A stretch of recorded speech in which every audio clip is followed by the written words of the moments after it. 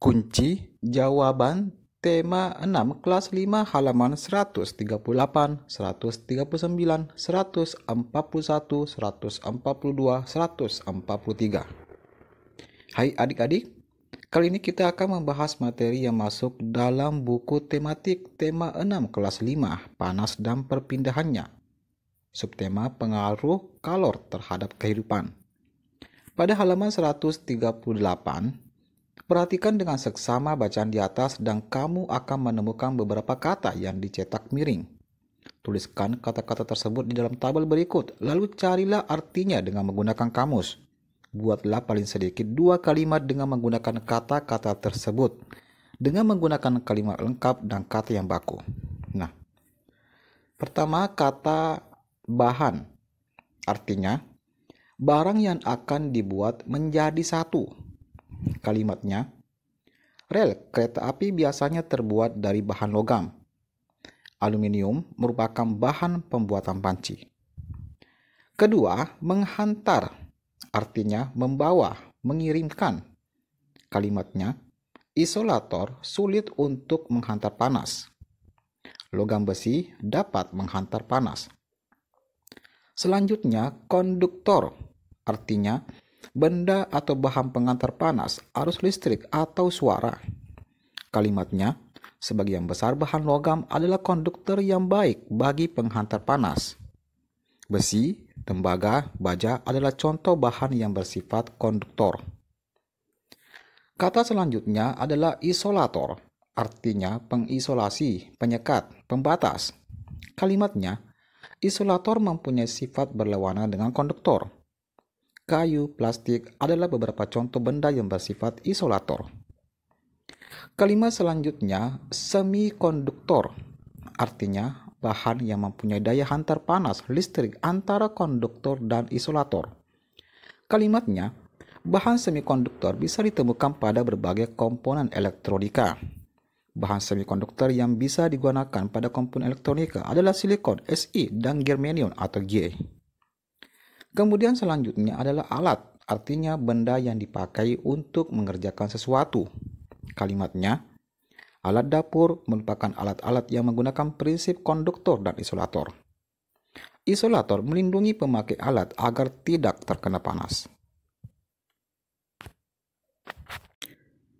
Lanjut, berdasarkan bacaan di atas, tentukan hal-hal penting dari setiap paragraf bacaan. Tuliskanlah dalam bentuk kalimat pada tabel berikut ini. Paragraf 1, bahan yang dapat menghantarkan panas dengan baik itu disebut dengan konduktor.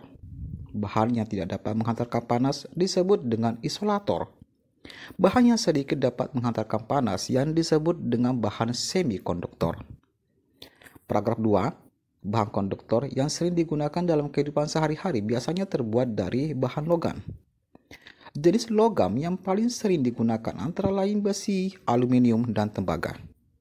Paragraf 3, bahan yang tidak dapat menghantarkan panas disebut isolator. Beberapa bahan termasuk sebagai isolator antara lain adalah kayu, kain, dan plastik. Paragraf 4, penggunaan bahan konduktor dan isolator dapat diterapkan secara bersamaan pada sebuah alat. Penggunaan bahan isolator berguna untuk mencegah panas dari sumber panas.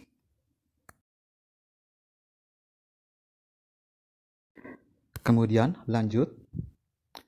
Dengan menggunakan hal-hal penting yang kamu tuliskan dalam bentuk kalimat di atas, kamu dapat juga menjelaskan pemahamanmu terhadap bacaan.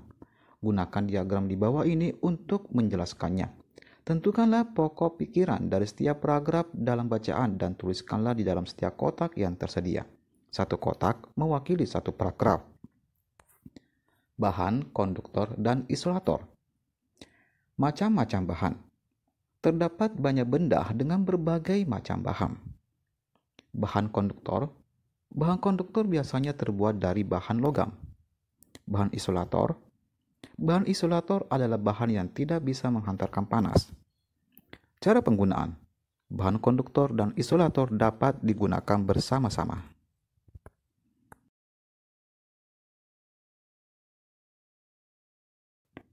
Kemudian pada halaman 141, jawablah pertanyaan berikut ini berdasarkan kegiatan di atas. 1. Apakah yang terjadi pada saat kamu memegang batang besi dan tembaga dengan menggunakan sumpit yang terbuat dari bambu? Tangan tidak terasa panas dari lilin yang mengalir melalui besi dan tembaga. 2. Mengapa demikian? Karena sumpit bambu adalah isolator sehingga tidak dapat menghantarkan panas. 3. Apakah yang terjadi pada saat kamu memegang batang besi dan tembaga dengan menggunakan sumpit dari bahan plastik? Jawabannya, tangan tidak terasa panas dari lilin yang merambat melalui besi atau tembaga. 4. Mengapa demikian? Karena sumpit berbahan plastik, sedangkan plastik adalah isolator sehingga tidak mampu menghantarkan panas. Soal kelima, apakah yang terjadi pada saat kamu memegang batang besi dan tembaga dan menggunakan bahan kain? Jawabannya, tangan tidak merasakan panas dari lilin yang merambat melalui besi atau tembaga. Mengapa demikian? Karena kain handuk yang merupakan isolator sehingga tidak mampu menghantarkan panas.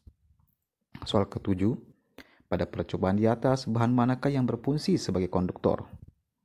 Bahan yang berfungsi sebagai konduktor adalah besi dan tembaga. 8.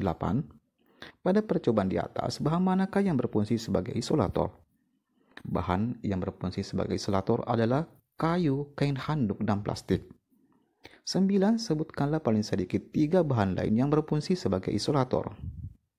Bahan lain yang berfungsi sebagai isolator adalah kertas, karet, styrofoam. Kemudian 10. Tuliskanlah kesimpulan yang kamu dapatkan dari kegiatan percobaan di atas. Kesimpulan dari percobaan yang telah dilakukan yaitu kemampuan benda itu berbeda-beda dalam penghantaran perpindahan kalor.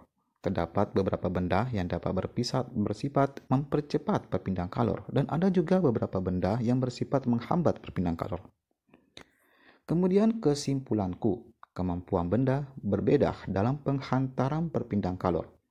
Benda yang dapat mempercepat perpindahan kalor disebut dengan konduktor, sedangkan benda yang menghambat perpindahan kalor disebut dengan isolator. Sifat benda yang berbeda ini dimanfaatkan manusia dalam kehidupan sehari-hari. Pada halaman 143, ayo renungkan. 1. Apa saja hal menarik yang kamu lihat pada kegiatan pembelajaran kali ini? Hal yang menarik pada pembelajaran kali ini, bagaimana panas dapat terhantarkan oleh benda-benda tertentu. 2. Adakah hal-hal yang ingin kamu ketahui lebih dalam? Ya, saya ingin mencoba benda-benda apa saja selain yang sudah dipelajari yang dapat menghantarkan panas. Kemudian 3, bagaimana usahamu untuk memenuhi rasa ingin tahumu terhadap topik pembelajaran kali ini? Saya mencari tahu dari berbagai sumber, bertanya pada saudara, orang tua, membaca di perpustakaan, mencari info lewat media online, atau mempraktekkan sendiri.